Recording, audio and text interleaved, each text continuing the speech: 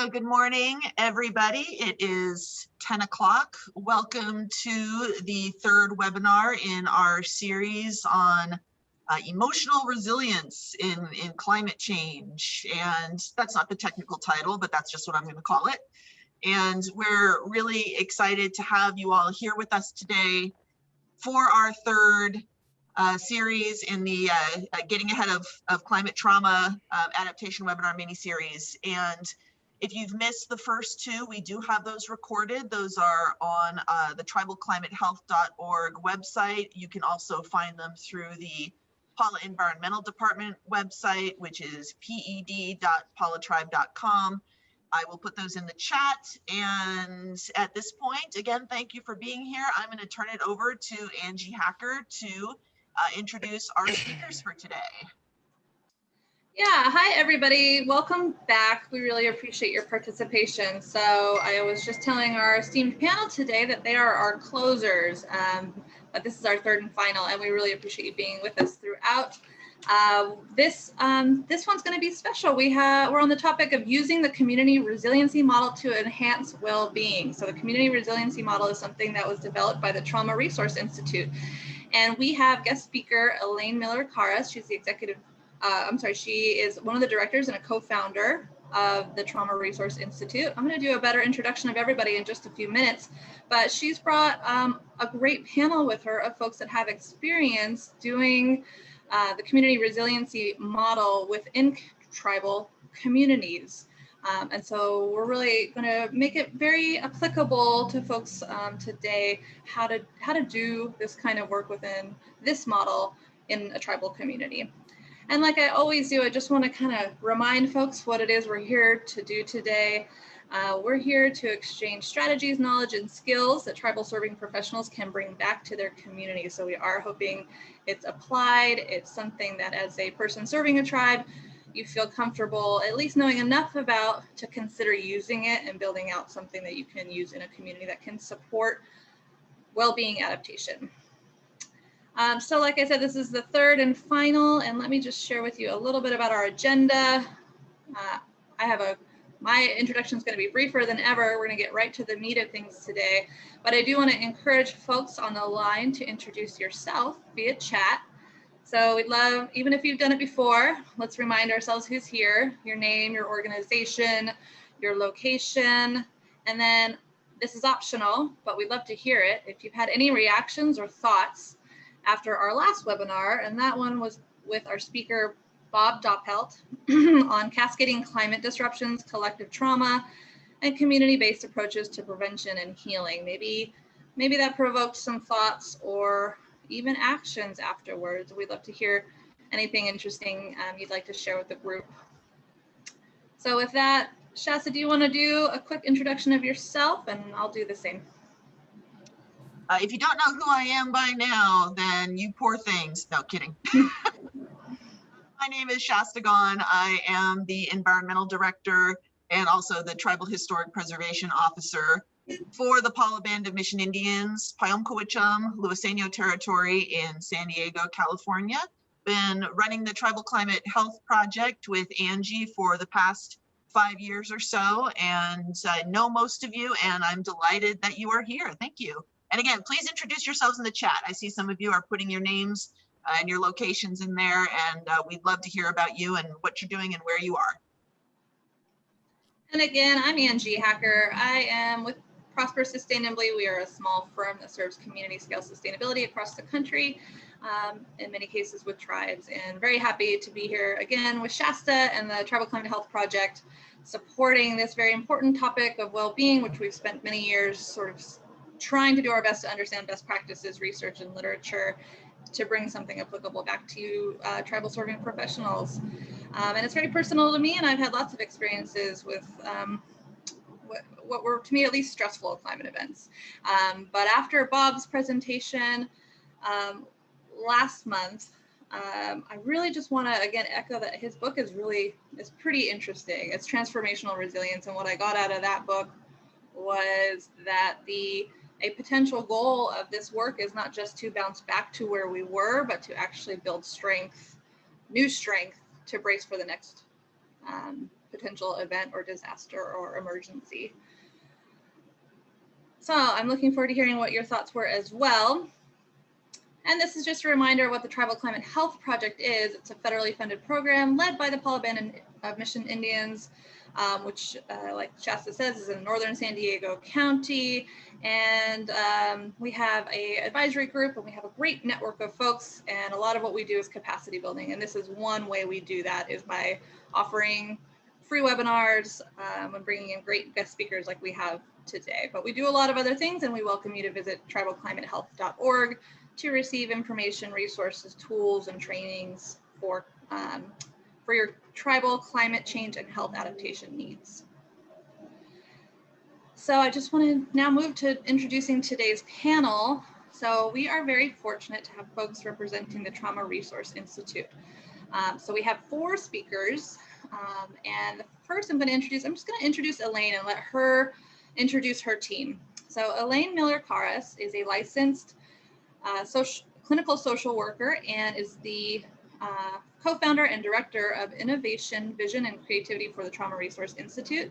She is also the author of the book Building Resiliency to Trauma, and the trauma and community resilience models, which have been used internationally. And so Elaine, I'm going to let you take it from here. And thank you all so much for being here. We're really excited about your perspectives.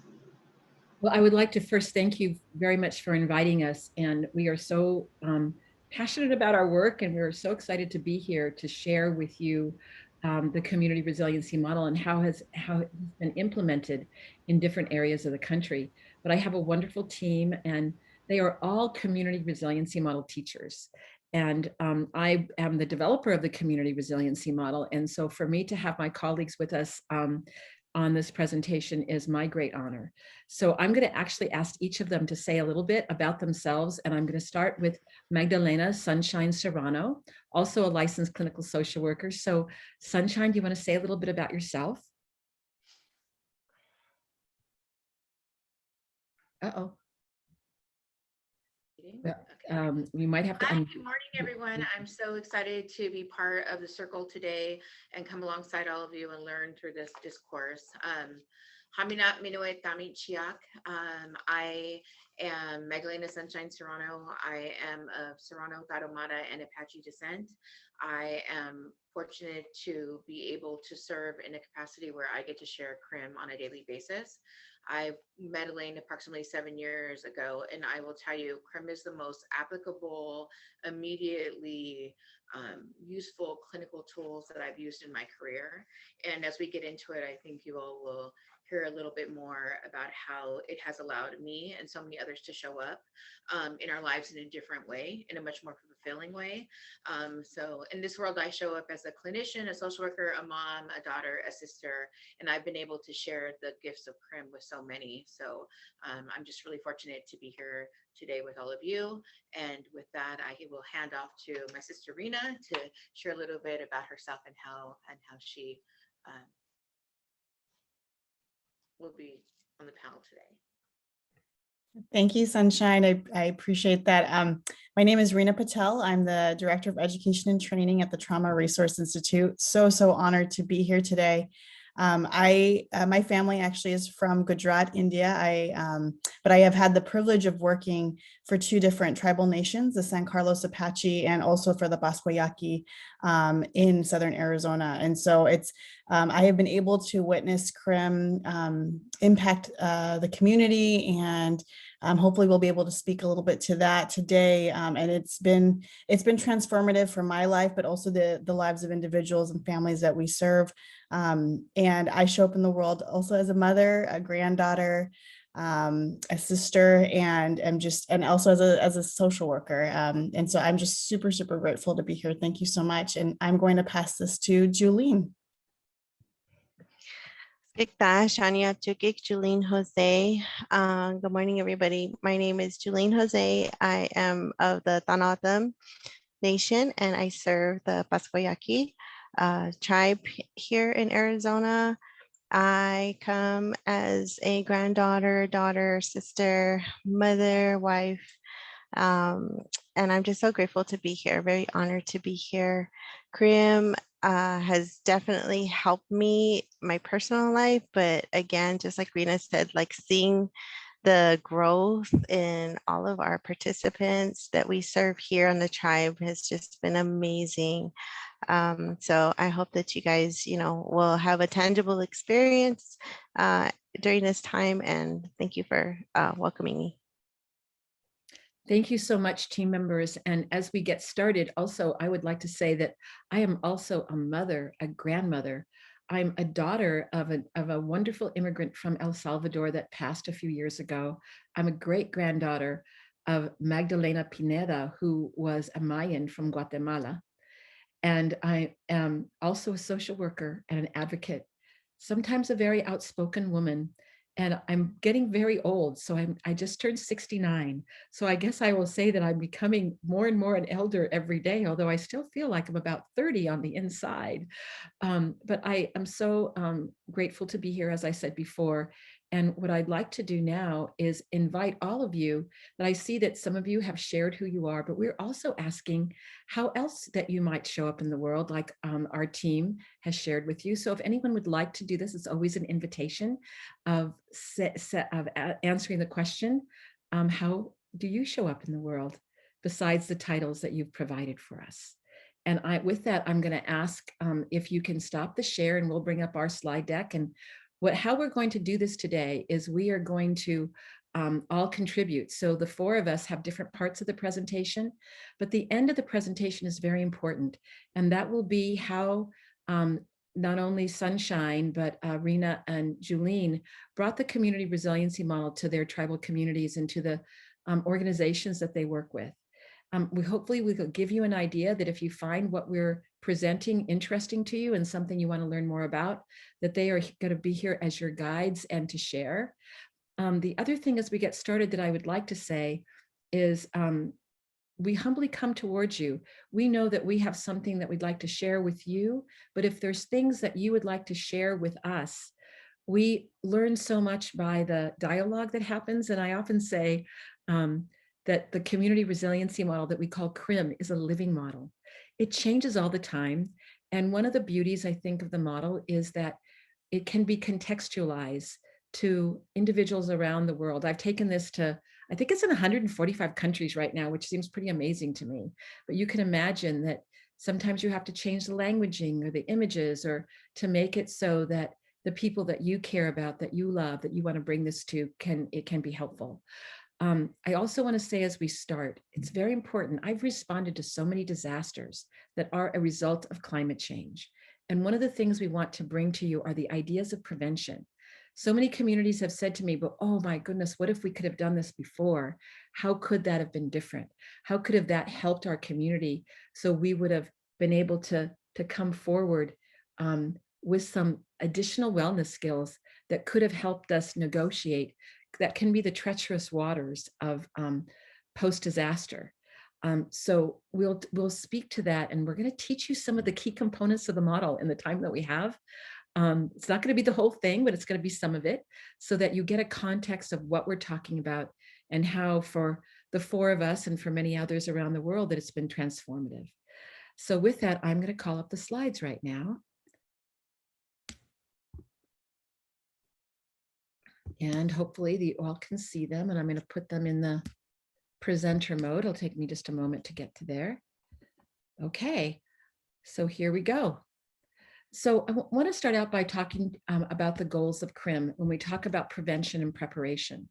So we want to provide a structure for preparation to further strengthen resilience, also known as well-being. And we're going to talk a little bit about the definition of resilience, because I know it's been, there's a lot to that word as it's been used around the world.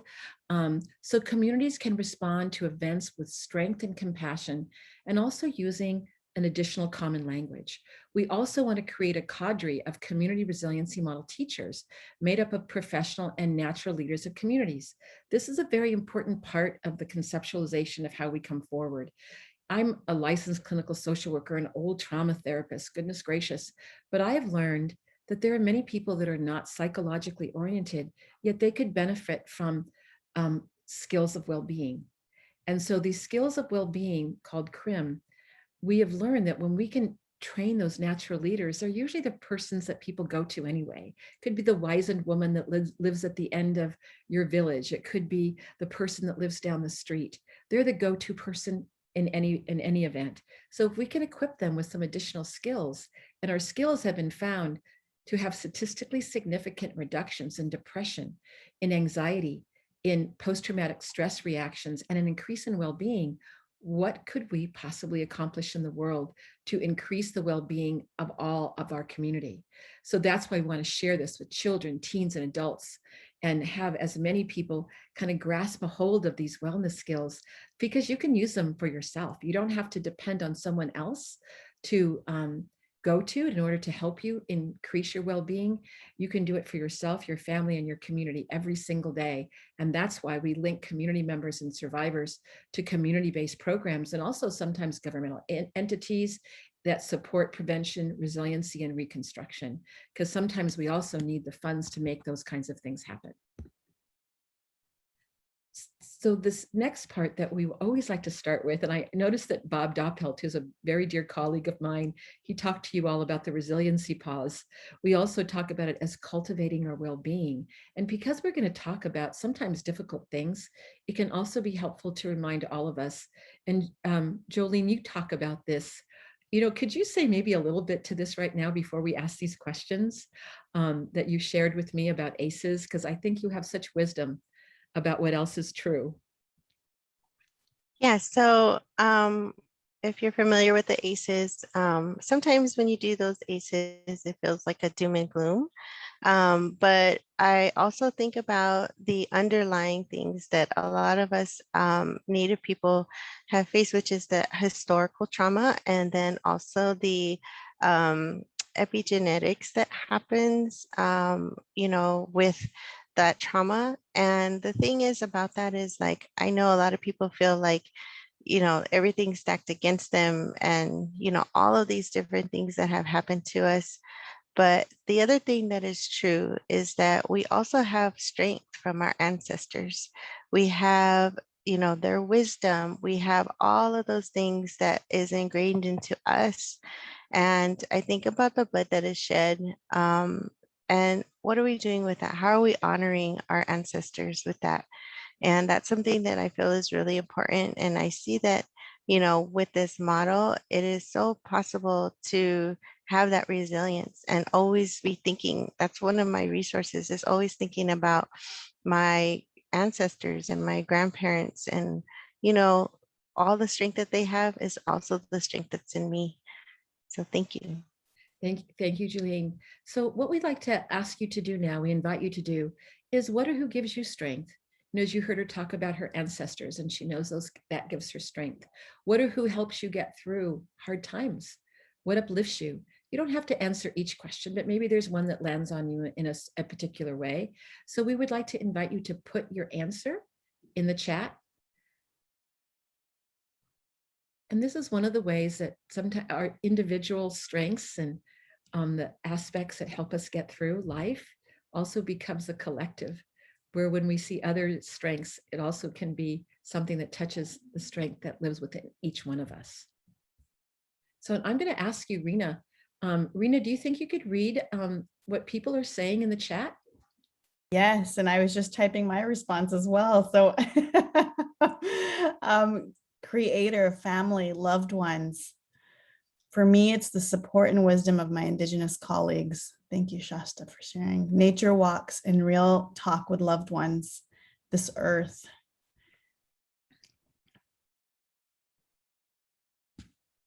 Thank you. Thank you for sharing these. And as you share them, we will talk more about this, but we just invite you to see if you're noticing anything on the inside as you're sharing these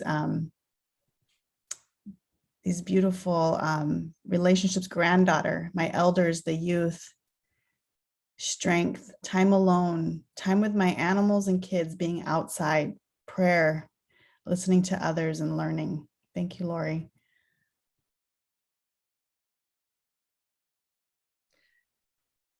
I just noticed I took a deep breath, Rena.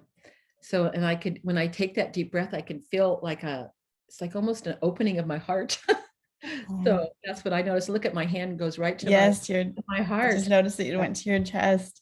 Yes. Knowing we are in this as a community and that my ancestors are with me in my work, my children, youth, and elders. Thank you, Teresa. So we just invite you to notice, as Elaine just did, if there's anything that you are noticing on the inside as you're sharing these individuals, these memories, these places that are helping you get through. What's giving you strength, what's uplifting you, what's helping you get through hard times. As we know, we've all had hard times recently, more so than not. So we invite you to notice these things and welcome you to read what others are writing in the chat. It's always so wonderful, Elaine, like you said, to read what others are saying. Mm-hmm. Thank you, Rena. And so I think that I'm hoping that you are maybe getting the idea that what we're doing as we're doing our presentation is we're sharing with you what we do in our community resiliency model trainings. We're doing a little teeny workshop today for all of you, but we do focus on strengths, and not to say we also don't acknowledge suffering, but we also, just like Julene had said in the beginning about what else is true, becomes an important question for us. So as we move forward, I'm going to turn this over now to Magdalena, who I call Sunshine, and she says it's okay for me to call her Sunshine. She is Sunshine in my life. So Sunshine, over to you.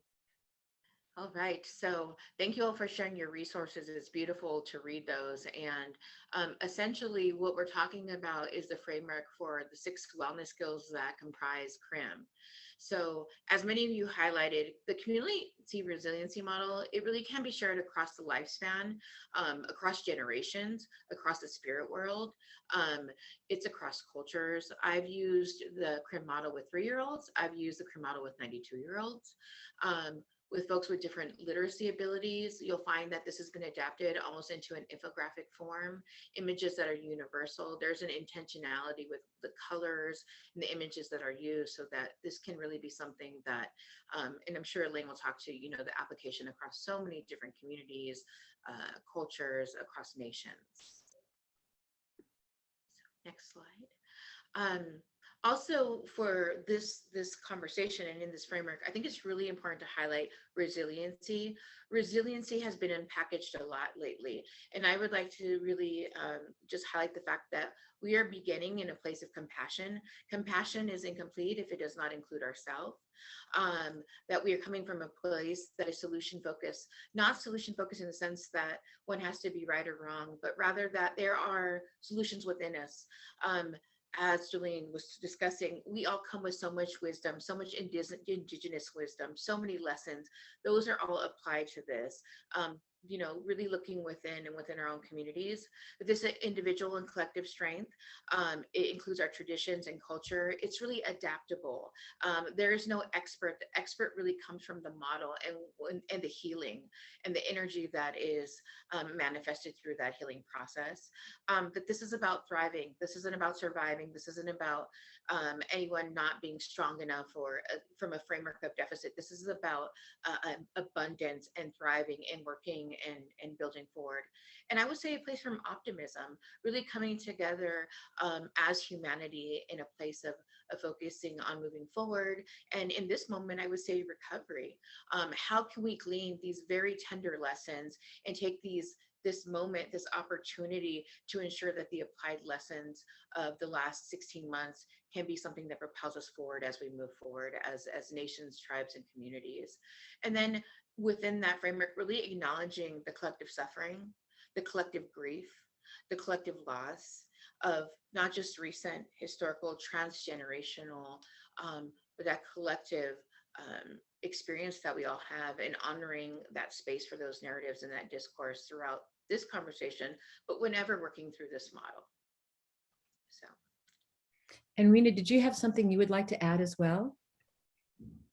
Yes, I would like to add just something so as Magdalena explained, we really feel it's important to explain what our definition of resiliency is, what our framework of resiliency is, because as many of you who are working in your communities know, resiliency can also have negative or toxic connotations, right? That especially in communities that are disenfranchised or communities that may be seen as less advantaged, that we're asking people somehow to to continue to be resilient to toxic systems and structures. That is not what we're saying here. We are actually talking about the opposite, right? As Magdalena pointed out, our definition of resiliency really is about a collective strength, individual strengths, the abundance that which all of us come from, that are inherent and organic in our beings and in our communities. And so we want to really make that clear in the beginning that that is how we're looking at resiliency. So we invite any questions about this, but we do want to just make that clear from the beginning. But thank you. And the other thing is, I've certainly learned from the community that I brought this model to. You know, when I started using the word resiliency 20 years ago, it wasn't so used as it is now. But I also have found that it's important to find out if you have a definition of resiliency, or do you like to call it thriving or well-being? And I'm going to invite individuals now to put in the chat if you'd like to put in your definition that might be different or to add to what we've brought forward.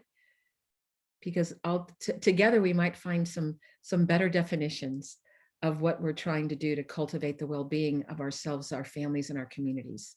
So I'm going to pause for just a second. I know it might take a little bit of time for putting that in, give a minute or so, and I'm going to ask Rena again to read anything that may come through. Absolutely. And we welcome, as Elaine mentioned, definitions of individual and community resiliency. If those are different or the same, your thoughts on that? Flexibility, the ability to bend in the wind rather than break. Oh, I love that. Ability to bend in the wind rather than break.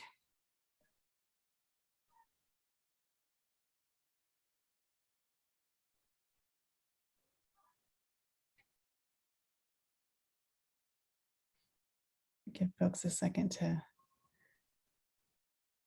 See if there's any type. Yeah. It doesn't look like we have any more in this moment, Elaine. Okay, if things come up, and I just, again. Oh, we do have another one. Here we go. The ability to bounce back, preferably with added strength and compassion. Thank you, Jen. Thank you, Jen. I love that you added with this added strength and compassion, because some people definitely do criticize, bouncing back to what, right? We don't want to necessarily bounce back to where we were. And I've been hearing that a lot about COVID, right? It said, well, so much has happened in terms of self-reflection during this year as well, of grief and loss, and sometimes learning that has shaped us differently, and how we're walking forward into the world right now. So, I have a few more. Embracing things as they come along, painful and not, and raising from the ashes. Raising, oh, I love that. Thank you so much. And you can continue to think about this, because I think when we're bringing in kind of new mental health strategies or strategies of well-being, I think it's important to, like Rena said, to unpack the words that sometimes have been sadly weaponized as well. All right, so I know you love this one, Arena. Yes, and Julene, I invite you to do this with me.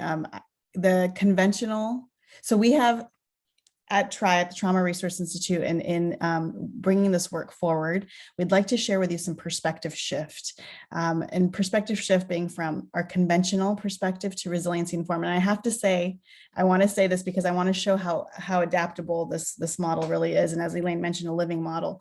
When I presented this at the Bosco Yaqui Tribe at a summit, the first slide actually said traditional on it initially.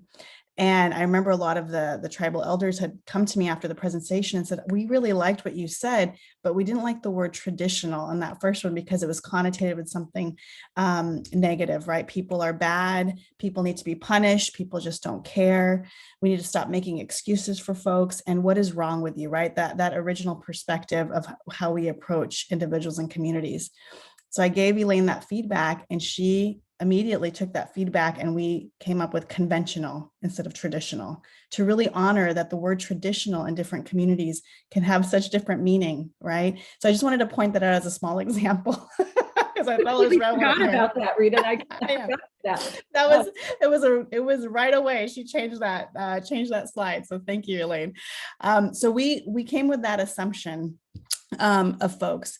Then there was a movement towards more trauma-informed perspective, right? So now there's an increased awareness about individuals, that we now know that people are suffering, that people need interventions and effective interventions.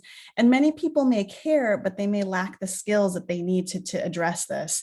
And we also are now understanding that trauma impacts people, their development, their behavior, their presence in the world. And now we're starting to ask the question, what happened to you, right? So we went from what is wrong with you to now what has happened to you? Tell me your story. And what we're looking at now is this more action-oriented framework, right, of resiliency informed. So taking all of what you just heard all of us talk about and what all of you have shared about resiliency, we're looking at resiliency informed now, that people are inherently resilient, that we all have this ability, that people need our compassion as they're learning new skills, and that anybody can learn this. You know, before it was thought that, you know, some people aren't just going to be able to do this, but now we know that everybody has the ability to do this, no matter who you are and where you're from. And that we need to learn these skills of well-being to reduce suffering. It's really a human right, that we have, that we need to learn these skills so that we can reduce our suffering. And now we're asking the question, what is right with you? What are your strengths? So I just invite you to take a look at this incredible perspective shift of where we're moving, right, in terms of how we're addressing the needs and suffering of individuals, from what's wrong with you, what happened to you, to now what is right with you. What do you already have? How are you already surviving in the world and thriving, as Magdalena said? Julene, do you want to add anything to that? Yes, so for the Pascua Yaqui tribe, one of the things that we work with our families is that part of what is right with you, right? So we're strength-based. Everything that we do is strength-based. We have what we call a culture needs assessment. And basically what that is looking at all of the things that are right with you. Like, what are your strengths? What are things that bring you peace? What are the things that have worked with you? You know, instead of trying to look at like what didn't work with you. I think the other thing is that with the folks here on the reservation, a lot of that, you know, conventional and even the trauma informed has you know, when they tell their story, it's almost like they feel like they become their story. And we don't want to do that because we don't want to re-traumatize them, right? And so that's one of the things about the resiliency informed and the strength-based approach is helping them to see, like, you know, when did you know you survived? When did you know there was help that came your way? And starting from the end versus starting from the beginning, because when that happens, we know that our body can react and we can have trauma reactions, right?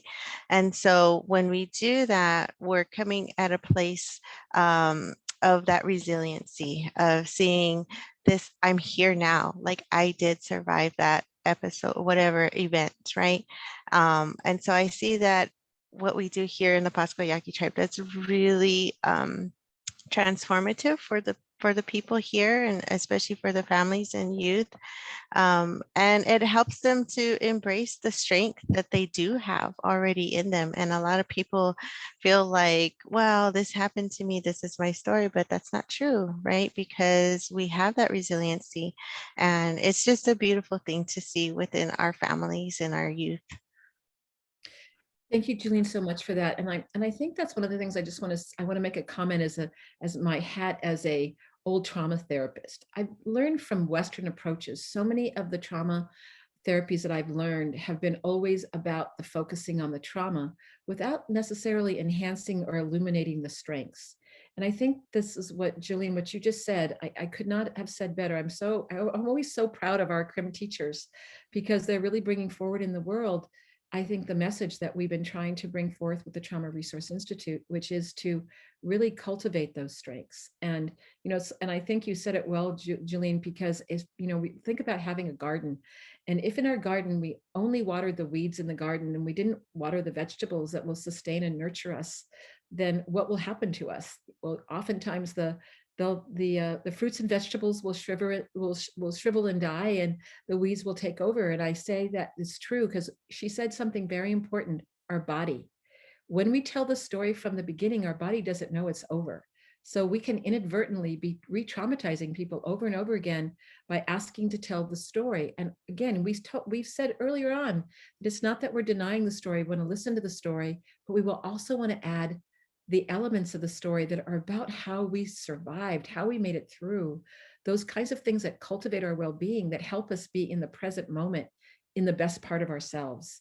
Jillian, thank you so much for highlighting that. So I want to talk a little bit about climate change, and we've already talked about the adverse childhood experiences study. I'm going to talk a little bit more about that, but I just wanted to call out Bob Doppelt, who was your presenter last month.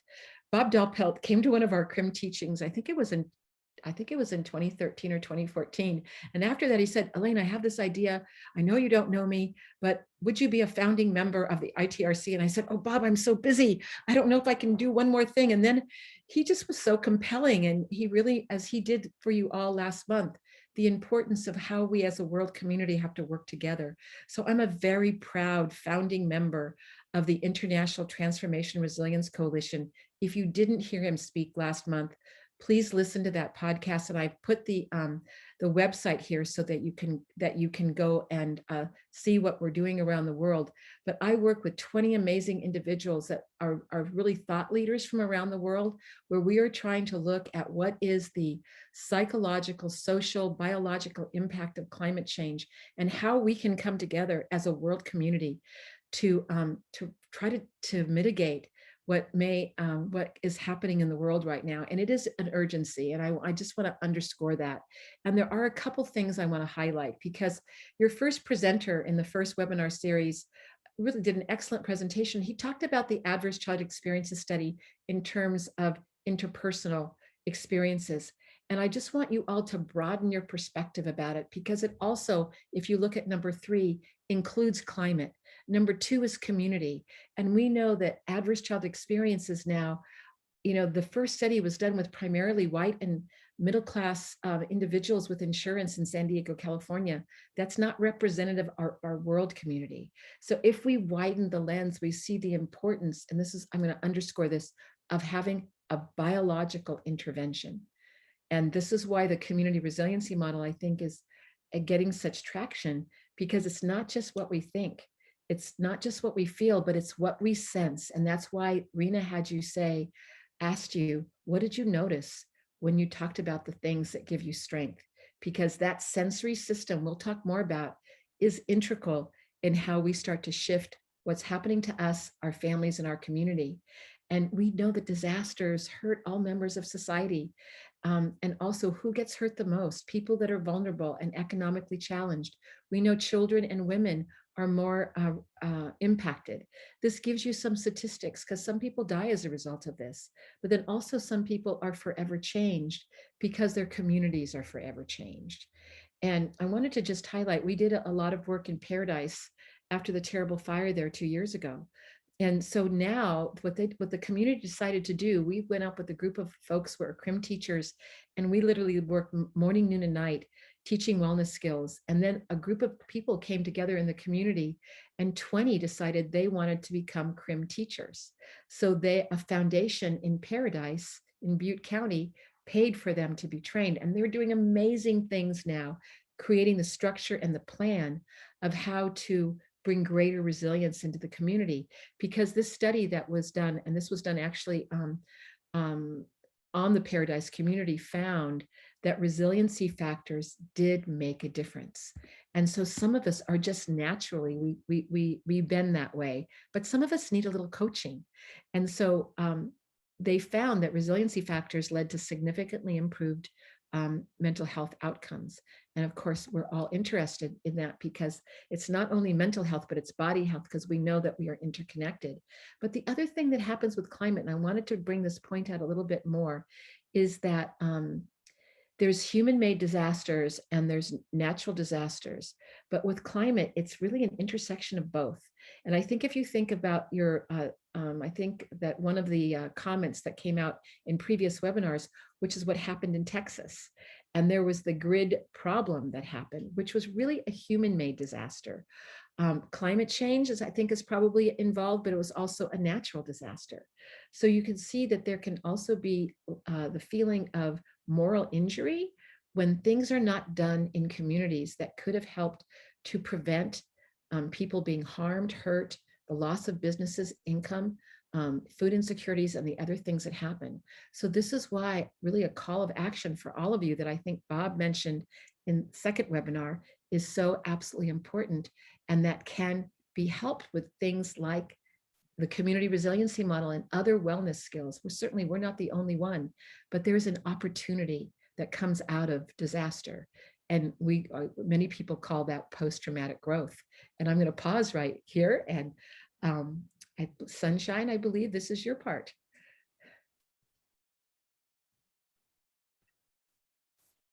Okay, thank you. So to kind of tie this together as we're talking about how we've grown from hardships in our life, a lot of research has shown that following a traumatic event like that which we've all lived through over the last 16 months, that there's a unique opportunity because people have a heightened awareness and a heightened sense of the fact that we need to plan and prepare. So one of the things that I thought was really important as we reflect on this resiliency pause is really understanding what lessons all of us have learned, all of the communities that we've worked with, those that have been involved so intimately with the community, can be applied to our ongoing work as we address climate change, as we address the different areas that we must prepare for as first responders in some sense to our communities. The second piece that I think is a true silver lining of the last 16 months, and I'm sure many of you have experienced this, is we now know in our circle, in our community, who shows up, who leans in, who is not afraid to look at the greater good, what the community, the tribe, those around you need. We had it was a huge element of, I think, of unfolding and in packaging resilience, what that looks like in a community and what that looks like in a larger circle. So when we reflect on how we've grown from our hardships in life, as all of us who are now, embracing a state that has opened up, I think gleaning some of those truths and those wisdoms in our next phase is really, really important to the work that all of you do, but also in the way that all of you lead your teams, how we can take and reframe this and move this forward. And really, like we've done with so many other things as communities of color, owning our narrative and figuring out how we can continue to show up. So I invite you to, add to the chat, how have you grown? Whether it be over the last 16 months, at different phases in life, even past events that have helped to inform how you responded over the last 16 months. So many communities live in a place where we're waiting for the other shoe to drop. So we sort of prepare accordingly. For years, my mom has hoarded food and water, and I'm like, Mom, there we can go. It's just, we're not living 3 hours from the closest grocery store. We can just go down the street. But the truth of the matter is some of those life skills that she's developed over generations really helped to inform and protect us over the last 16 months. So I invite you to share, how have you grown from your hardships in life, whether you want to put that in the chat or not, or what have you seen in others that you work with, that you've witnessed, that have inspired you, have created resources, and will inform how you lead and how you respond to community over the next year as we return to our new sense of recovery and normal. And Magdalena, I could go ahead and read some of the responses if that's all right. Sure. So appreciation from my family and realizing how much I needed to hug and touch my friends in loving ways. Kinder, more open-hearted, more mature, more grateful. I'm much more compassionate having gone through things. Learned to have more sympathy for people who think differently about things than I do. And I just invite you all just again to, if you are noticing anything on the inside, right? We're talking about the biology, that this is a body-centered model. And so we welcome you to, if you're noticing anything as you're listening to these responses, I have welcomed surrendering to my creator. I can hold things a little more lightly, cling less to security, and that allows more joy. Offer and ask for help more readily. Thank you. I appreciate you all really opening that up and being able to share that and share this in this space, because so many of us, I joke that there's some people, they respond to reward. I'm somebody that responds to punishment. Um, uh, and I think many of us, operate from that place. It's like, if you want to see the best in me, turn up the heat. And so I think embracing that as part of who we are and integrating that into how we respond. So next slide. And to that, so one of my favorite pieces of this model is the notion of a post-traumatic growth, right? I love these ideas of an injury subsequently leads to healing, but I also think through sometimes our greatest suffering, through our greatest adversity, we truly find and form our destiny and who we are and see our capacity. I would invite all of you to take a moment and look back at the last 16 months and think about how you've grown in your capacity to handle adverse situations, how you've grown more comfortable with the uncomfortable, how you've shaped how you interact with those around you, whether it be your team or your family. There was something very powerful about what has happened over the last 16 months. Boundaries were forced down, vulnerability was brought forward. We learned so much about people because they were, walking across Zoom, and you got to know who had animals and pets and children. But through all of that, we have a whole new set of growth reactions, and that comes and brings forward a place of strength and courage, has created a much more robust sense of gratitude. We now can advocate for our colleagues because we know them more wholly. There's an appreciation of the loved ones we've been able to see and touch, and those that we can't wait to see now that things are opening up. A sense of forgiveness for ourselves, for what we could and couldn't do, what we could control and what we couldn't control. I have never so humbly been forced to let go. There was just so many things I couldn't do for my team or for my community because it was just so dangerous, or because I lived with my mother and I was afraid to bring whatever was out there back into my home, right? And so really navigating those spaces and spaces within ourselves.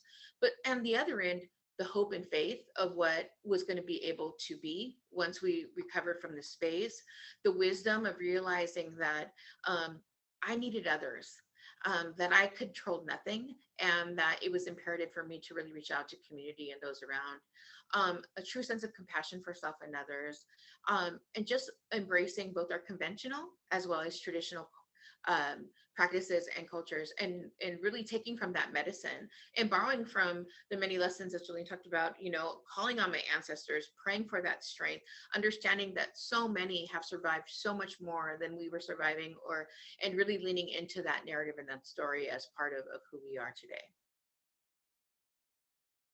Thank you. Thank you, Sunshine. I'm going to move forward, and I think, who's doing the slide? I think, Sunshine, you're going to do a little bit of this one.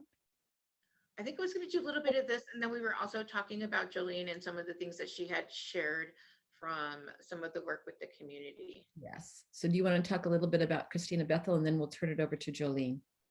Yes, so Christina Bethel has really taken some of the ACEs work and expanded upon it, and that really looking at all of the things that, as we were talking about, what's right, what has promoted healing, why are so many of us able to thrive and survive within adverse situations, and how we can come out the other side in a much more, frankly, resilient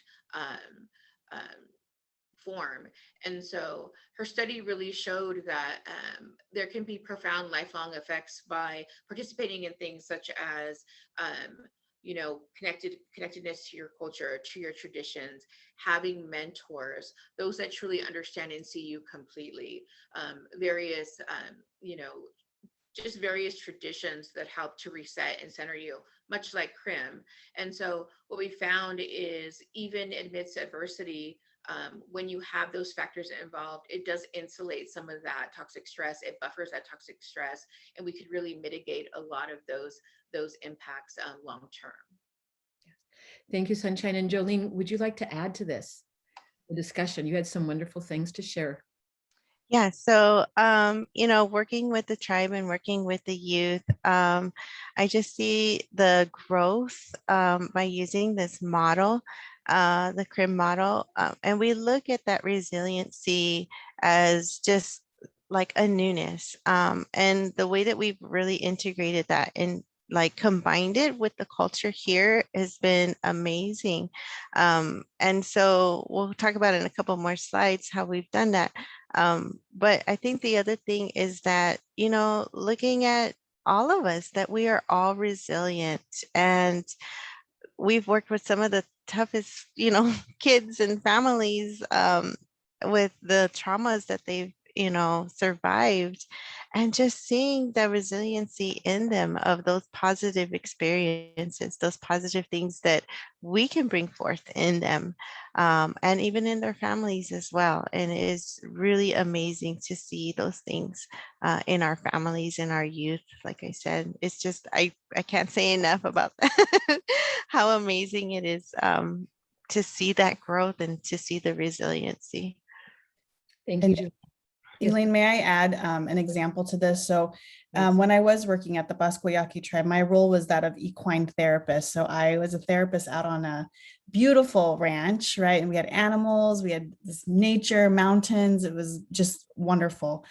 So a lot of times we'd have the question that, okay, if we bring our kids out to the ranch, they're still going back into a toxic environment. They may be going back into an environment where there may be dysfunction in the household, there's violence in the community, or, there's, so that question was posed to us a lot, even in teaching this model at the tribe, is what good does that do, right? I think this is something that really speaks to that, is even for the hour and a half that the children or the families were in this space, they were able to focus on their nervous system, on their body. And as Julene said, medicine, right? This beautiful medicine that they were able to get. It really did help to mitigate then when they went back into those environments and the decisions they were able to make, how they were able to cope, what that looked like in their day-to-day life and functioning. And so I really just want to highlight that, because I remember thinking that a lot working on the ranch, is that when the families and children come to us, my job is to cultivate, these positive experiences for their nervous system, their bodies, really help them to practice these skills in this environment. And then when they do have to go back into a different world, that they are able to utilize these pieces as well. And they are still able to grow that in their nervous system. So I just wanted to add that piece as well. And we're going to talk a little bit about the nervous system too. So just because I want to kind of make sure we cover everything, let's do the key concepts, and then we'll go right to to some of the skills, because we want to teach at least 2 skills to you today so that you get an idea. There's 6 skills altogether. We don't have time to do all, but I'm going to turn this over to Sunshine again, and she's going to tell us about the resilient zone. And then Rena and Julene will talk about the other key concept. So go ahead. All right, so the resilience zone, you hear us talking about this. So I'd like to highlight the resiliency zone is a personally defined zone. This isn't an ideal state or optimal health. This is the place in you where you're okay, where you're managing, where you're navigating your world, and you're adapting on a day-to-day basis.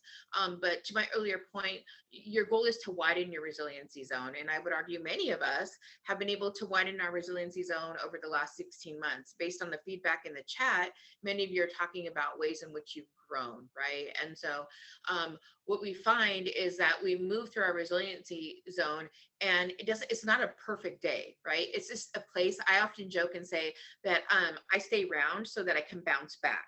And I align that with the resiliency zone, that I need that capacity. So you can be a little bit excited, and we all know excited energy can morph into worried energy. But then you catch yourself and you're like, okay, I've got a little too much energy, and you bring yourself back down. You might do a breathing exercise, get yourself into a more relaxed place. And then maybe someone sends you an email that you don't appreciate it, and you feel a little bit jilted, and you might get a little angry, but you're able to kind of reset yourself. So this is kind of the wave throughout the day that many of us experience. But what is the most important piece is that reset. So as we go over the skills, we'll talk about how we bring ourselves into that place of self-awareness, really track our ability to find our center. And it leaves a lot of space, as you can see from these beautiful faces, for our authentic self, for our integrated self, for us to show up throughout our day with compassion and understanding of the fact that, depending on the situation, depending on the circumstances, things are going to feel different and going to be received differently.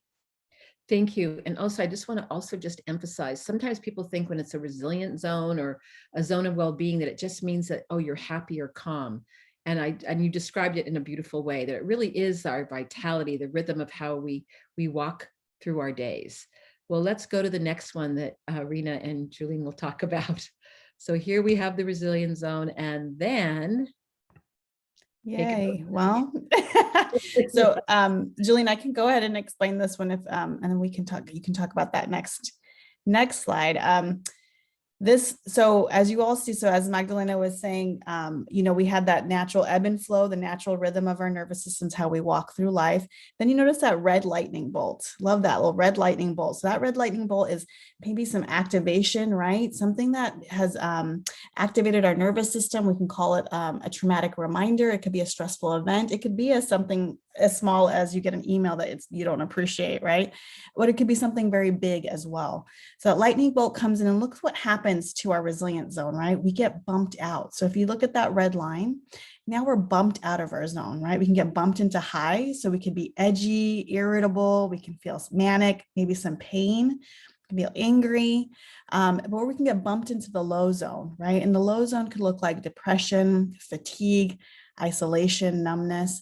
And then we can, so that is our graphic that we use for how we explain our zones, right? Again, based on our nervous system.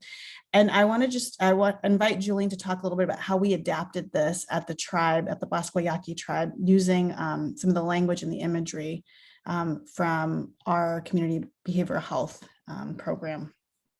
Yeah, so we are community-based. And so that's one of the awesome things about where I work. It's called Sewa Usum, and that means flower child.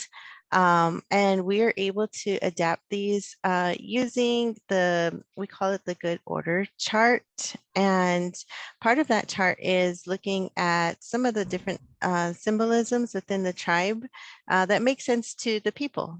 And so we have what we call the heart loss, thought loss, because there's no really word. And I'm sure many of you know there's in indigenous languages, there's certain words that we can't correlate. And so that's the closest that the Pascua Yaqui has had is the heart loss, thought loss. But when we're in the okay zone, we also have this symbol here. And as you can see, the circle is the sun. You can see the sun rays, and that's really important to the culture because that is the father, son. We also have, you see the cross, and they use that as the 4 directions. So it's not just your mental health, it's everything. It's your spiritual, it's your body, it's your emotion, it's your mind. And as you can see in the center is a flower, and that's what they call sewa. And it is believed to know that the blood of Christ, when it hit the ground, that it made these red roses. And the red roses are a symbolism for in bloom, a symbolism for being, everything is right in the world, and also prayers. Spirituality is something that is really embedded in our native cultures. And so this was something that we had adapted for the families and for the youth in our program. And it just makes so much sense. Like when they see this, they're like, oh, okay, I get it, right? So it's when I'm in my okay zone, I'm okay in all of these different parts of my life. Thank you, Julian. That's such a beautiful adaptation. And that's what, I just want to have you all really understand that we really encourage that with the model, because that contextualization that makes it adaptable to your people is what makes it be able to be used and understood. Because one of the things that we all have a nervous system all over the planet. And it reacts in very similar ways when we are in those states of greater balance and when we're in the state of distress, but we call them different things. So when we can have this kind of common language that we cultivate, it also helps to express these physical and mental states without being pejorative or negative and saying, oh, all beings go through this, right? We all can have heart loss or thought loss. We can all get stuck in these different zones, but we also have the capacity to cultivate, our spirit, our mind, our body, our emotions in these different ways. So, oh my gosh, I just love it. So I'm going to with the key concepts, I'm only going to talk about one. And I'm going to ask you, Sunshine, to just talk about this one. There's about 4 key concepts here, but we really want to teach you some skills. So we're going to fast track through this to get to tracking and resourcing. So can you just talk about how the model is based on the natural rhythms of life? Yes, absolutely. So it really aligns with, I think, the adaptation that Rena and Jolene just shared. So much of the work that we do really is in an overlay of much of the teachings of the medicine wheel, but we also as individuals have a natural rhythm in nature that also exists within our nervous system. So many of you probably have had like a tender time in your life, and you'll find consciously or unconsciously annually you may be like, oh, something doesn't feel right, I'm a little off, or I'm a little tender, or grief has a tendency to show up in that way, and it'll be like something that resonates in your body like a year later, and you'll find that without consciously being aware, it's something that comes forward. So in the same way, we really honor the fact that the nervous system is constantly moving with our seasons, and we have seasons of life, in which many of us have our winter season, spring. All of you, if you also reflect, you have times in life where you are like, this is my season, this is my time, this is when I'm more social. Some of us enjoy the rain, some of us enjoy the winter, some of us enjoy summer. There's people that are like, I have to live near the beach. If I don't live near the beach, I don't do well. Just that sense of awareness of what you come into your space, where you fill yourself up. And we really wanted to highlight this because we don't want to be trapped by the storms of our bodies. And the more that we understand who we are, but who we are in our environment, who we are in our time and space within the world, the universe, this helps us to better understand the sensations of discomfort and pain that we may feel, but also by attuning to those, we then have a better understanding and can draw ourselves to attentions of our sensations of well-being, like joy, feeling healthy, feeling strong, feeling centered, and it allows us to really move between those spaces and those energies. So we think it's really, really important to highlight that, and I think it speaks to so many of our communities, our tribes, and our nations who base so many of the ceremonies, based on the time and the seasons. But one of the best lessons I learned from an elder was every day is a ceremony. As the sun rises, a ceremony begins. As the sun sets, a ceremony ends. So there's a natural rhythm that happens every day, and that is also part of that daily ceremony. So we really just wanted to highlight that and share that with all of you as you apply this to your own work with the community and others. And I loved what you said too, Sunshine, because that natural rhythm exists in your body, and you can learn to discern and tell the difference between sensations of distress and well-being. And then you can make a decision on what you want to pay attention to. And that's one of the key aspects of this model, because it's also based on neuroplasticity, that the brain can change, it can rewire itself. And even if you've had lots of pain and suffering, brain cells that fire together wire together. So that means that they can change. So there's 6 skills. We're gonna teach you tracking and resourcing today. And what we found is that many of the reactions to stress and trauma cannot be talked away, but they can be sensed away. So if you've ever been anxious and someone says, take a breath, get a hold of yourself, but could you do that? But if someone said, oh, I'm wondering if we could just pause and maybe if we go for a walk together outside, and you could feel your steps as they hit the earth. Or I'm wondering if we can just notice how we're sitting here together, and I can feel myself sitting in the chair. Can you? That those sensory reminders can bring us back to the present moment and actually help us turn the volume down on our stress. And that can be such a relief when we do that. So I'm going to teach you a little bit about tracking, and tracking is the center of the model. And tracking means reading your nervous system. We all do this. If it's very cold where you live and you were walking outside and you were very cold, your body would be able to read the temperature. And so you'd say, oh, I need to go back in and get a coat, and then I'll come back out again. So that's reading your nervous system. So what we're inviting people to do is start expanding that awareness that you already have and to cultivate it. And there's really good reasons to do that, because we know we have all these portals of information that come to us, but oftentimes we've left out the sensing portal. And this is what we're bringing to you. And so when we pay attention to these sensations, and we want to ask ourselves, is the sensation pleasant, unpleasant, or neutral? Because what we want to do as we're cultivating well-being is that the pain and the suffering can be like a beating drum that pulls us to it. So it can take some effort to start bringing our attention. Okay, I can sense that. Oh, yes, right there. But then it can fleet and go away quickly. But the more we cultivate it, it's like pouring the water on our well-being, like I mentioned early with the metaphor of the garden. The more we pay attention to it, the more it grows, because brain science tells us neurons are brain cells that fire together, wire together, and we can make them stronger. And Jolene, that's what you're talking about with your families that have experienced so much suffering, because what we pay attention to grows. This is a graphic. I'm not going to go into great detail, but it was a study that was done in Finland that actually showed, and this is what we've learned, that every thought, feeling, belief has corresponding sensations in the body. And we have receptors all over our body that experience the world. Right now, you're experiencing the world through sound, through sight, and there's so much more than that. But when we start to unwrap those sensations connected to different states, it actually starts to give us a new awareness of self that can enhance our well-being, for the very reasons of that Sunshine elaborated upon. So this is one of the most important things, and I've already mentioned it. So what we're helping you to do is to learn the differences between sensations of distress and well-being. And then you can decide on what you want to pay attention to. So I really think about this as an awareness practice in how we do this. And so it is based on anatomy and physiology, the structures of the parts of the body and their relationships to one another, and the functions of the body. Because what we do is we observe patterns of the nervous system.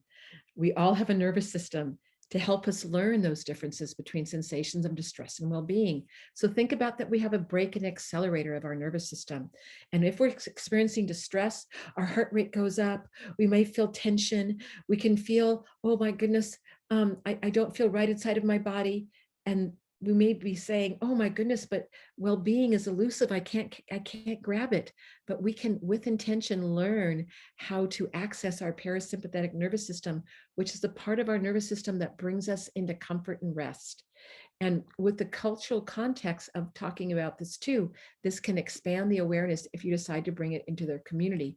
I wanted to tell you about this neuroscience nugget.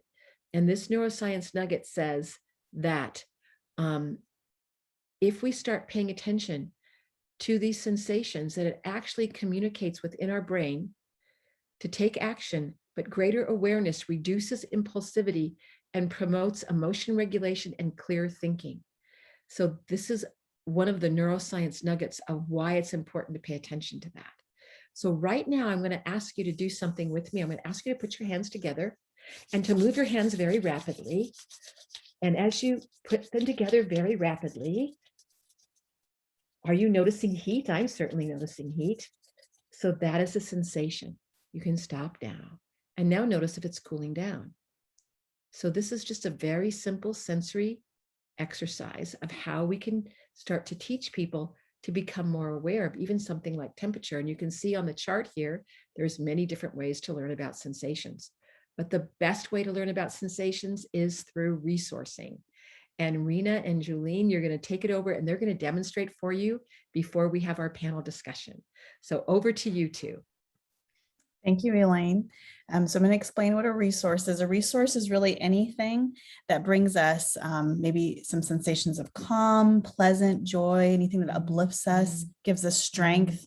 So a resource can be real or it could be imagined. It could be a person, place, or thing, a memory, and it could be something about ourselves even. So it could be something outside of ourselves, like a memory or a place or a person, but it can also be something about ourselves, a characteristic, like maybe you are an amazing runner, or you really love that you're a determined person or compassionate. So I'm going to ask Julene about a resource.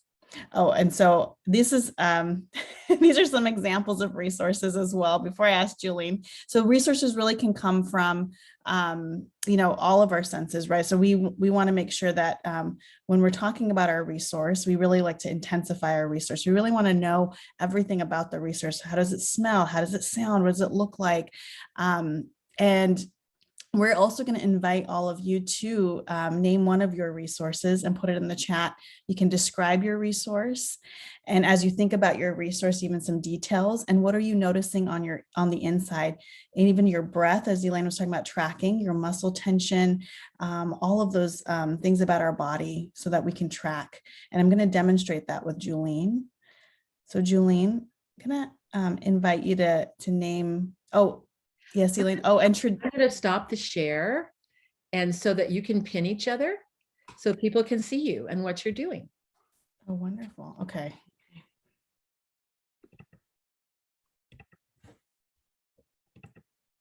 Oops, let me pin you, Jolene. Hold on. I can see you. Okay. So Jolene, I want to invite you to think of a resource, something that brings you joy or strength or uplifts you. And let me know when you have something, okay? And if you'd like to share with me what your resource is, you can go ahead and say so out loud.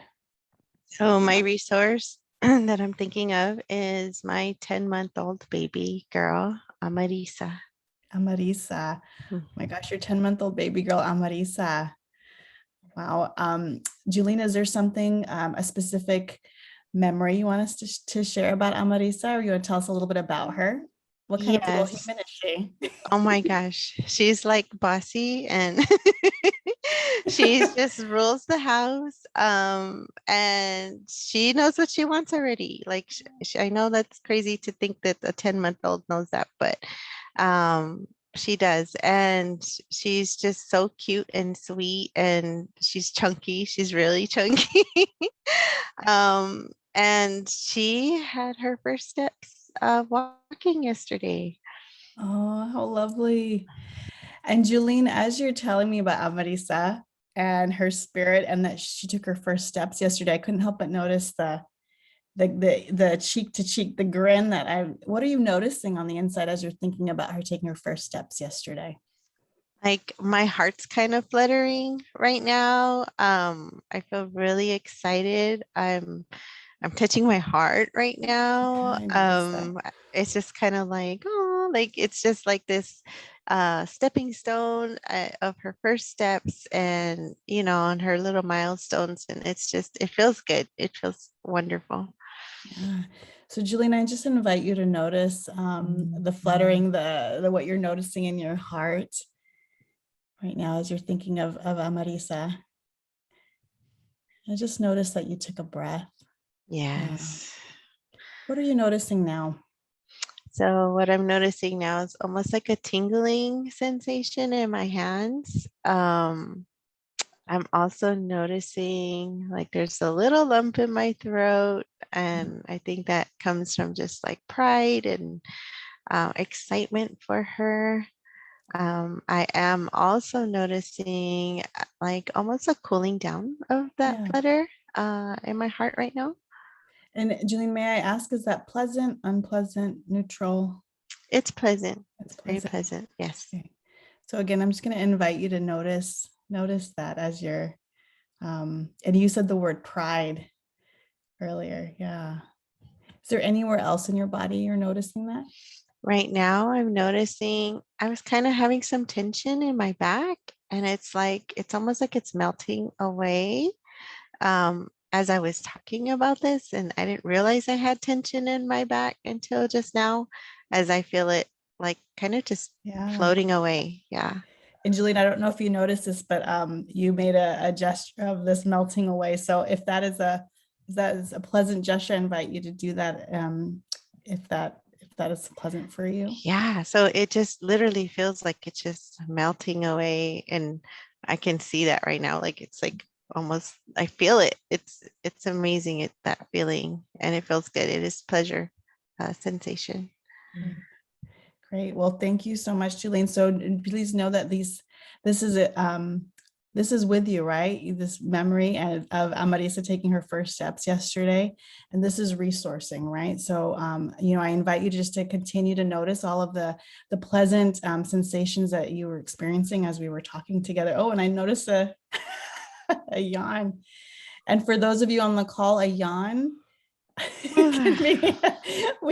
because we work with the body, we see these release sensations happening. So I got witness. I got some moisture. Yeah. Wow. This is amazing. Thank you. I love this. Julina, even though we know this, it keeps working. Yes. Anything more you'd like to do to close before we move forward? Is there anything you'd like to say, Julene? as we wrap up? Just having this tangible experience is amazing. And I just wanted to share that the first time this ever happened, like I didn't know what was going on. I was like, okay, I'll be in the hot seat. And Rena's over there, guiding the other person who was crimming me. And like I just came with a flood of tears, but they were pleasant tears. And just having that tangible experience was amazing. I was sharing earlier that it was almost like being able to taste watermelon for the very first time, because you're just like, where was I? Like, oh my gosh, this is available. And it's just amazing, and it feels so good. And my body is reset right now. I feel amazing right now. So thank you, Rena. Welcome. Thank you for doing that. My goodness, you too. Thank you. That was a beautiful little demonstration. So I hope that you can see there's so much about our body that sometimes we don't pay attention to. And especially if there's been a lot of trauma and stress, that just even Jolene said, oh, I didn't realize I had the stress here, but just the melting away. And we have seen this really literally all over the world. Rena and I were in Nepal together. We were in India together, and didn't we see exactly the same thing? And also the movements. I mean, the gestures, which is actually a skill. You got a little bit ahead of ourselves there, but we will also give you ways that you can find other ways to take the longer training. There's actually a free one coming up in North Carolina that you can register for that will give you information about. But I'm going to get the slides back up again. We want to bring you now to the next part of our presentation, which is really how did Sunshine and Rena and Jolene bring this model to their communities. And we really want to break it up a little bit, but I want to see before that, are there any questions right now from this first part, Angie, that you think would be important for us to answer? I haven't seen any questions come through the chat, but if anybody would like to just say one out loud now, if something's burning, that would be great. Just give a moment for that. And as people are thinking about it, we've got an app that's free. You can download to learn all the skills. And Jolene, do you suggest this to your clients? Yes, especially the help now skill, I think is just so important, because there's times when we can't, I can't access Rena all the time, right? If so I'm going through something or whatever. And so this app is amazing because it goes through all of the skills. It has your beautiful voice, Elaine, so calming. And it reads it to you as well. It's also available in Spanish if you have Spanish speakers. And I have it, I use it all the time. And I think it's something that's really good for our youth and for our families, because, that's a way now is the technology and through the phone. And, it's just readily available. And that's something that is awesome for our families and our kiddos to use. So, and I use it as well. So I can't say enough about it. Thank you, Jolene. So, any questions coming up, or should we just go right into our panel discussion? I don't see one, but can I actually ask a question? I just want to make sure we're making the connection for folks, which I think maybe is self-explanatory, but it sounds like if you are able to build the skills to stay and reset into your resiliency zone, if you are better at doing that maybe on a daily basis, does the evidence support that you are then more capable, more ready for when major events strike, like say, we're in my community, we had a big wildfire, debris flow, long-term economic disruption after that. Does the evidence say that you're better able to cope, bounce back, reset? Yeah, yes. So we have researchers at Emory University, Loma Linda, Ohio State. There's just a number of different academic institutions that are doing research about the model. Linda Grabby did actually a really interesting research with nurses, and the nurses after 1 year had an 80% improvement in well-being, and the nurses, almost 1/3 of them had symptoms that could meet the criteria for post-traumatic stress disorder. So, and every day, I mean, not every day, but every month almost, someone else is, they're telling me about new research that's coming up. We also have research that's been done with women who've been struggling with addiction, and how learning the skills has helped them. So there's been all these different pockets. So the more that you learn the skills, the better able you are to come back. But I have I just love the question, because there's a podcast that I put, and you'll all get a copy, a PDF of this, that of Wilmington, North Carolina. And I did a webinar for them for 1 hour after Hurricane Florence.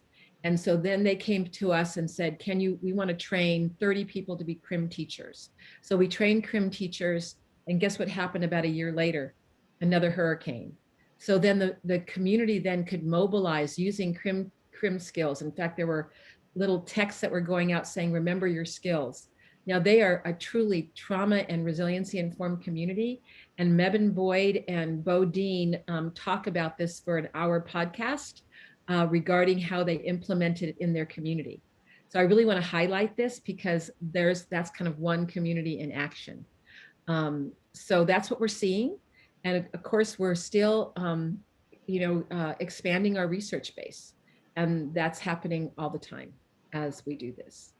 Well, thank you. And yeah, I'm happy now. I don't see anything else, but I would love to hear how these models have, been implemented and sort of guiding our audience on what some first steps they can do if they're interested in supporting the communities that they are working in with these kinds of skills. Okay, great. So, and some of these, and so we're going to go right to this, and that will help you. So what do? We organize communities worldwide through natural leaders of communities to develop community resiliency model skills, and then resiliency coalitions. And I think Bob talked a little bit about that, Bob Doppelt, about what our vision is for the country. I don't know if it's going to happen. We're working very hard on different legislators to see if people can support this. But I am going to really turn this over then to Rena, Jolene, and Sunshine to talk about what they did. And I'm going to start with you, Rena, because I know you were the first CRIM teacher at the Pasquayaki tribe, and what you did. I know you talked to me about how you were going to go forward, but you want to talk a little bit about this to start. Yes. And I want to also say I am a non-tribal member. I am a non-tribal member coming into the community. So I was already a CRIM teacher when I came in. I wasn't working for Trauma Resource Institute. However, I've worked in a lot of different communities, right? In India, I've worked with other tribes before. So I knew that some of the conventional methods that were being asked of me as a therapist to work with the families, they weren't quite working. And so I will say one in particular was, and I like TFCBT, trauma focused CBT, but that was one that the tribe was primarily using at the time heavily, right? And so it was encouraged for us to use it. So I remember introducing CRIM slowly to the families I was working with, to the children I was working with, but not only them, I was actually teaching it to the parents. I was teaching it to the tribal CPS workers that were actually working with the children. So when we would have meetings, they wouldn't understand what I was talking about. And then so slowly I started to teach it also to the other clinicians. And I did that very intentionally. I knew that if I came in as a non-tribal member and I said, hey, look, I have this model and I really think it works and we need to take out some of these other models, I knew that wasn't really going to go over very well. So I intentionally, it took a very long time, I would say at least 2 years to kind of get the momentum going. But before you knew it, I had a lot of families, a lot of individuals, a lot of people in the community saying, we really like this. Can we do more of it? And then eventually was able to get the ears of our behavioral health director. And then they really started to look at this. Do we want, because as you know, tribes have a lot of money to invest. Well, our tribe had a lot of money to invest in training, and they had to make decisions. Do we want to send 5 more people to this trauma focused CBT training, or should we go ahead and try to send them to this CRIM teacher training? And so slowly and surely we started to see that funding was being like, we would start by sending 1 or 2 people. And as they saw that people were starting to use this, we had more and more people being able to go to the CRIM teacher trainings. And, and so that was really, really exciting to see. But I do want to say, as a non-tribal member, I was very, very conscious that I was bringing a model that I knew worked for myself and other families and communities I've worked with. And I was really trying to just test it out and see if people were responding to it or not. It was very invitational when I brought that in. And then Jolene, I would like to just invite you to maybe speak to a little bit to, at this point, we already had some funding towards some of the teacher trainings. Yeah, and so I was very honored to be asked to go to the training, and I went to Elaine's house and did the training. It was wonderful. And then coming back, we were able to implement the trainings to some of the different departments. And, that's basically the goal. We want to have a lot of our departments, tribal government departments, to learn this model. And we just recently worked with the education staff, and they're those staff that have more hands-on with the youth and families. So it's like the truancy staff, and they're like so interested. They want to send their own person to have a teacher training. We've also implemented into our staff, so some staff, and our goals are to get our frontline people, which are the police department, fire department, even our educators, so like our Head Start staff, because a lot of the times they're the first people that the families are exposed to, and learning about their families and some of the traumas that they may have faced. And we have our beautiful ranch, and that's like all crim, like everything out there is crim, thanks to Rena. And we also have like consultations with those who have been trained. And so the other part of the behavioral health, which is Centered Spirit, their whole team has been trained on it as well. And so and we offer those things for them. And recently, we just did a training last week with the Tucson Police Department. So this is something that, is growing. It's something that I feel is very tangible. It's also something that's very simple. And as we said in the earlier slides, like anybody can learn this. And I think that's why, and because it's so adaptable as well, like you saw the slide, how we had adapted that.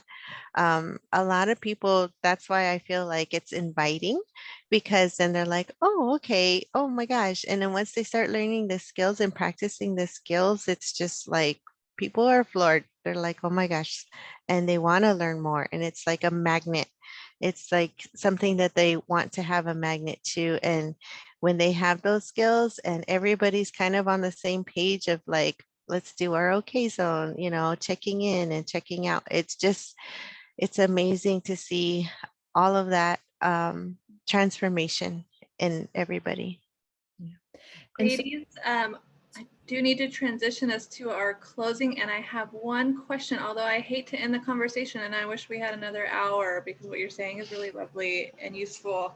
But we do have one question I want to make sure it gets answered, and then I'm going to move us into our closing, because this is our last session. So the question came from Susie Moser, who is actually doing some work around the country with adaptation practitioners. So she says, in your experience of dealing with people who have experienced different kinds of trauma, do you feel there are any differences in the skills needed for climate change related traumas versus other types of traumas? And that's for Elaine. Yes. No, I think that you can use the skills for climate change emergencies. You can use it for, earthquakes, hurricanes. A lot of people have childhood trauma. And certainly many of them get bumped out of their sense of well-being, daily. As one woman once said to me, I feel like just walking out my doors, minefields of reminders of the traumas that have happened to me.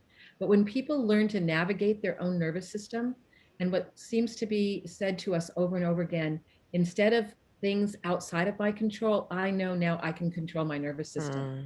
And so when I have that sense of, a smell of a cologne of the person who sexually assaulted me, now I can go, but now I can think of lavender. Oh, my nervous system relaxes because I'm no longer in danger, even though there's parts of my brain that will trigger that alarm.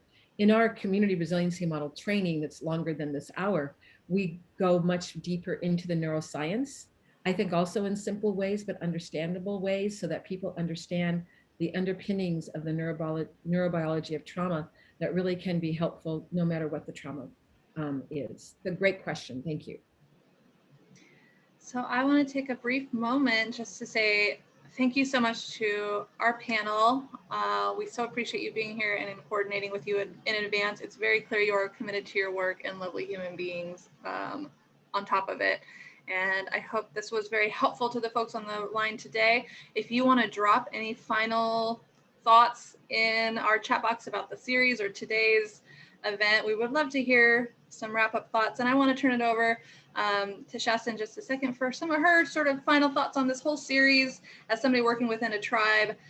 And then lastly, I'm going to add to the chat box, if you have a moment, to please provide us some response to a very brief survey on this webinar series. So thank you. Can I just say one more thing, Angie? I just want, Yes. yeah, people are going to get the slide series, and they can reach us. We'll put it in the chat at traumaresourceinstitute.com if they want more information. And also we have on our website, like our presentations where they can learn more of the skills and they can do it on their own time.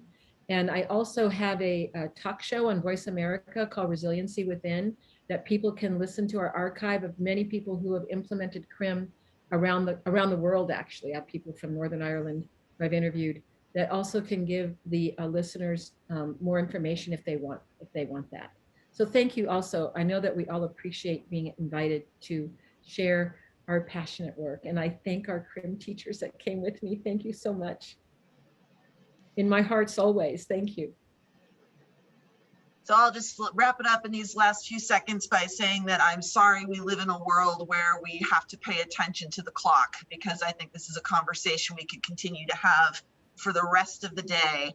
But unfortunately, we don't live in that world. And so I am just grateful to you for the time you were able to spend with us today, the sharing and the openness that people have shown, not just today, but in our other webinars. And I hope that we can continue this conversation. I know that we can in the future. I'm grateful to all of you, and I just want to send us all off with love and hope. And I'm going to be that tree, you know, just flexing in the wind. Thank you all.